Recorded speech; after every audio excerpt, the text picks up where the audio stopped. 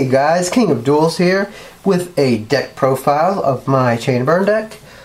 Yeah, this deck's surprisingly good because nobody seems to be siding for it this format. Everyone seems to think that it's just dead because of 3 MSTs and Heavy Storm and all the back row hating.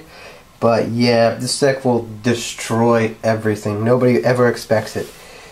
So let's get into the deck profile. We'll start off with the main boss monster, Medion.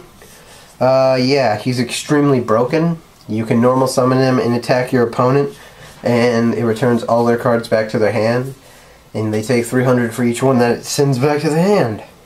This is kind of like one of my favorite cards now, because if you always seem to get them when you need them the most. So yeah. Next is Lava Golem. Everybody knows what Lava Golem does. He's the best. He's so good. They bring out Barkion and Beast, and you just sacrifice them both for Lava Golem. Lava Golem's destruction ability is the only thing that is like one of the only moves in the game that can't be negated, because you actually tribute your opponent's monsters, and there's really no way to stop you from doing that unless they have a way to negate special summons before you even tribute. I don't know. That'd be interesting. But yeah, he's pretty amazing. Next card up is Morphing Jar. Since the objective is a gap, you don't really have much hand advantage with this deck. In certain situations, you pretty much control your hand advantage because you have a lot of draw power, but you can control when to use it or not. So if you have Morphing Jar, you would set all your cards, then you Morphing Jar, and then you would use your draw power, and you probably end up with about 8 to 10 cards in your hand from like one Morphing Jar, which is kind of ridiculous. Morphing Jar should get banned because it's extremely broken, but it won't. Next up is the Stalling Monsters. 3 Swift Scarecrow.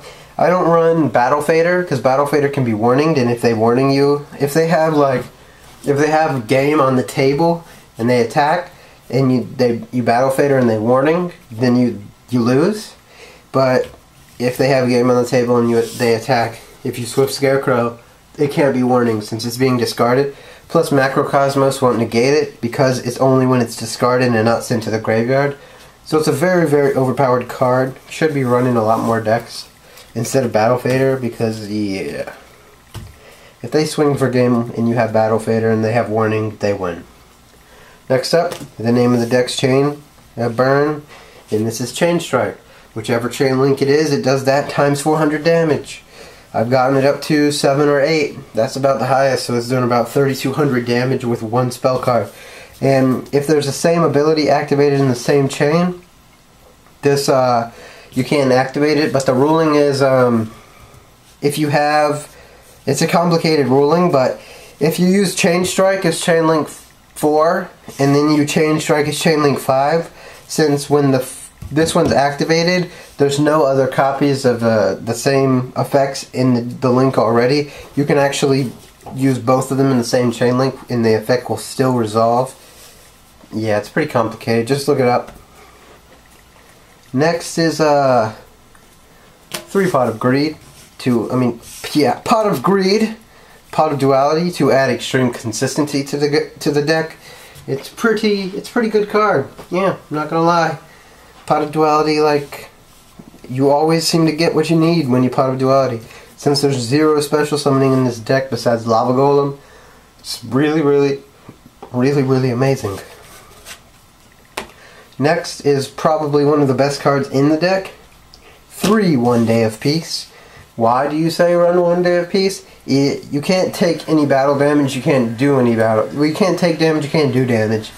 So, essentially, if I go first and I draw 6 cards and I get 1 Day of Peace and Pot of Duality, grab whatever I want.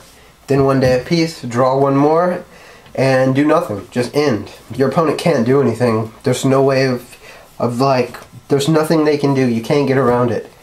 It's one of the only surefire ways that you're going to stall for a turn. Swords of Revealing Light can get MST'd. All the stall cards can get MST'd.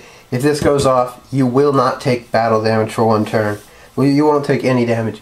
And I would not suggest setting any cards when you use this. Because if they heavy storm and you set like 2 burn cards, then the burn cards will do nothing because they can't take damage either. So yeah, just 1 day of peace and put nothing down and just end. Next up is going to be the draw engine of the deck.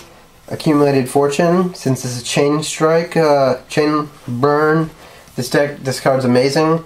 If it's activated in Chain Link 4 or above, it becomes a Pot of Greed, where you draw 2 cards. Yeah, and Jar of Greed, and 3 Legacy of Yatagarasu for draw power and deck thinning mainly.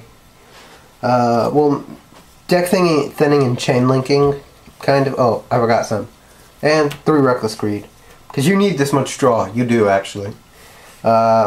It's really amazing. You get like 2 Reckless Greed, you get a Jar of Greed and Yatagarasu and, 1 burn card, and you use all of them and with 2 accumulated fortunes, and you're just like, well, 1 accumulated fortune, you're just like, wow, I just drew like 8 cards. Yeah, but Jar of Greed, a lot of people are hating on it. It's actually one of the best cards in the game. A lot of people give it hate though, I don't know why. Next up is the burn. 3 Just Desserts. 2 Ojama Trio goes in great combination with Just Desserts. 2 Secret Barrel and 1 Ceasefire. I haven't seen a lot of play from Ceasefire because it doesn't work off of the Ojama tokens. People are using Thundershort instead. Thundershort though is a normal spell, so it can't be chained. And I always seem to get like, I draw Thundershort and I need just 1 more chain link for my accumulated fortune to give me 2 cards or something, but you can't chain Thundershort to anything. So I put Ceasefire in. It's actually been working. It's good and bad because it doesn't give anything with the Ojama tokens, but at the same time it is another card to be chained. And the next is the Stall Burn cards, the best cards in the deck. 3 Dimensional Wall and 2 Magic Cylinder. Dimension Wall, if you don't know, are pretty much magic cylinders. They reverse battle damage to your opponent. And yeah, these cards allow you to stall and burn your opponent at the same time. These are the biggest heavy hitters in the deck. You literally can get your opponent to kill themselves. Yeah, it's pretty funny. Yeah, but that's pretty much the deck. Side deck is not built right now, but I built it for tournaments. But it's currently, my side deck's in process of being like, it's in another deck right now. But I run 3 MSTs, 2 Breakers, and 3 Macrocosmos, really. And what I try to do for game 2 is I always side in the 3 Macrocosmos.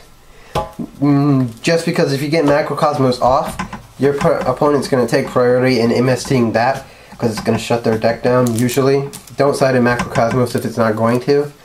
But yeah, they'll take priority in MSTing that, and it'll give you another card to be saved. Plus it just shuts your opponent down. Just, they can't do anything with Macrocosmos on the field, so I just negate everything. But that's pretty much it.